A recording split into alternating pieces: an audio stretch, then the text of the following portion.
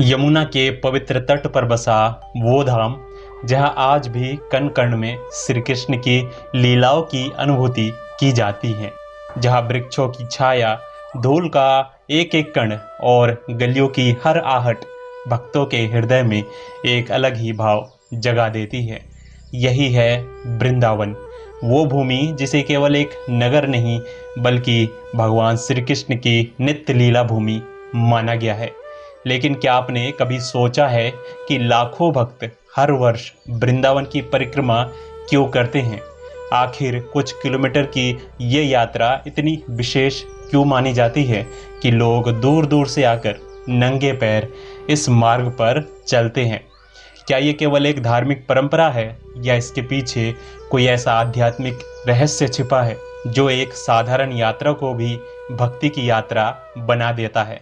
कहा जाता है कि वृंदावन की परिक्रमा केवल रास्तों पर चलना नहीं है बल्कि श्री कृष्ण की लीला भूमि के चारों ओर प्रेम, श्रद्धा और समर्पण के साथ घूमना है।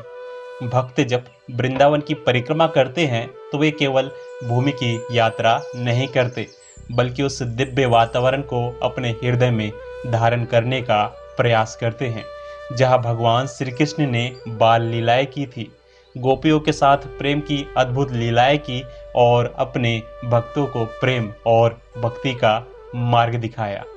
सनातन धर्म में परिक्रमा की परंपरा बहुत प्राचीन है। किसी पवित्र स्थान, पर्वत, नदी या देवता की परिक्रमा करने का अर्थ है उसे अपने जीवन का केंद्र स्वीकार करना। जब भक्त किसी स्थान की परिक्रमा करता है तो वो प्रतीक रूप से ये भाव प्रकट करता है कि मेरा जीवन, मेरी सोच और मेरी चेतना उस परम शक्ति के चारों ओर घूमती है। इसी भावना के साथ वृंदावन की परिक्रमा को अत्यंत पुण्यदायी माना गया है। वैष्णव परंपरा में वृंदावन को केवल एक भौतिक स्थान नहीं माना जाता बल्कि इसे भगवान श्री कृष्ण का नित्य धाम माना गया है। भक्तों की मान्यता है कि इस भूमि का प्रत्येक कण श्री कृष्ण की लीलाओं से जुड़ा हुआ है। इसलिए वृंदावन की परिक्रमा करते समय भक्त केवल मार्ग पर नहीं चलते बल्कि वे उन स्थानों को प्रणाम करते हुए आगे बढ़ते हैं जहां कभी श्री कृष्ण ने अपनी दिव्य लीलाएं की थी। वृंदावन परिक्रमा मार्ग लगभग 10 से 12 किलोमीटर के आसपास माना जाता है। इस मार्ग में अनेक पवित्र स्थान आते हैं जैसे केशी घाट, यमुना तट, इमली तला, श्री बाके बिहारी जी का क्षेत्र और अनेक प्राचीन मंदिर एवं लीला स्थल। हर स्थान अपने भीतर श्री कृष्ण और उनके भक्तों की स्मृतियों को संजोए हुए है। हालांकि अलग अलग परंपराओं में परिक्रमा मार्ग और स्थानों के विवरण में अंतर मिल सकता है, लेकिन सभी का भाव एक ही है, वृंदावन धाम के प्रति श्रद्धा और समर्पण। अब प्रश्न आता है कि वृंदावन की परिक्रमा करने से क्या फल मिलता है? वैष्णव संतों के अनुसार वृंदावन की परिक्रमा केवल बाहरी यात्रा नहीं बल्कि मन की शुद्धि की साधना है। जब भक्त इस मार्ग पर चलते हुए भगवान का नाम स्मरण करता है तो धीरे धीरे उसका मन संसार की चिंताओं से हटकर भक्ति की ओर बढ़ने लगता है। परिक्रमा का वास्तविक उद्देश्य केवल पुण्य प्राप्त करना नहीं बल्कि अपने भीतर प्रेम, विनम्रता और भगवान के प्रति विश्वास को जागृत करना है। कई भक्त वृंदावन की परिक्रमा नंगे पैर भी करते हैं।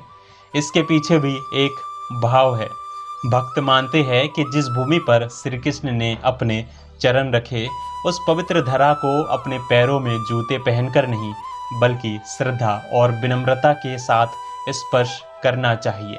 ये केवल एक नियम नहीं बल्कि भगवान की भूमि के प्रति प्रेम और सम्मान का प्रतीक है। वृंदावन परिक्रमा में नाम जप का भी विशेष महत्व माना गया है।